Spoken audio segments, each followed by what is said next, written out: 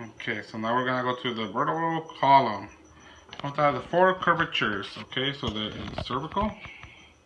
Then there is, after that, we have the thoracic all the way down to here. And then from here to here is the lumbar. And then on the lumbar, we have the sacral. So sacral. So that's four. So sacral, lumbar, thoracic, and cervical. After that, it is the atlas. So the atlas is cervical is 7. So you got 1, 2, 3, 4, 5, 6, 7. With the atlas being at the top, and it's articulating to the skull, pretty much. After that, so yeah, articulate superiorly to the skull. Demonstrate the motion to yourself. Okay, so demonstrate the motion on yourself. The joint allows. So it's like saying yes. So it's flexion, which is saying yes. What is unique about the transfer process of all cervical vertebra compared to those thoracic and lumbar vertebra? The only thing I can find is the cervical are deeper.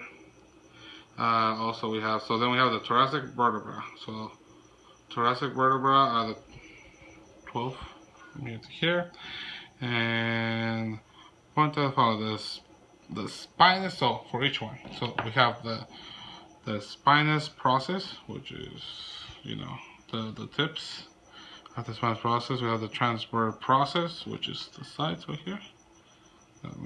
Then we have the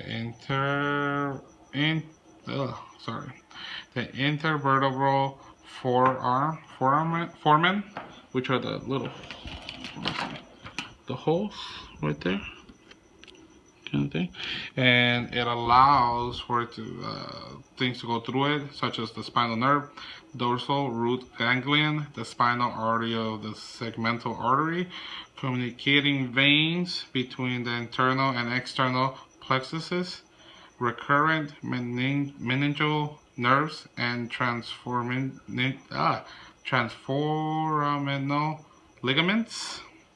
Then the body or the centrum is this part. So this part. The position of the intervertebral disc is, we're looking at the side view, so it's right there, in between the two bodies, right there. After that, we have the lumbar. All right, so lumbar. How many? It's 5 of them. Okay, 5 from lumbar to here.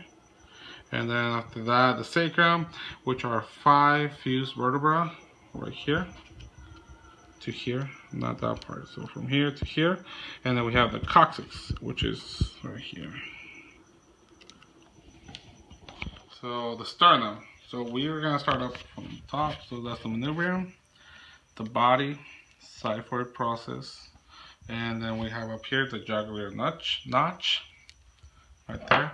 So then we go to the ribs. So we're gonna point out the true ribs, which are 1, 2, 3, 4, 5, 6, 7 to here.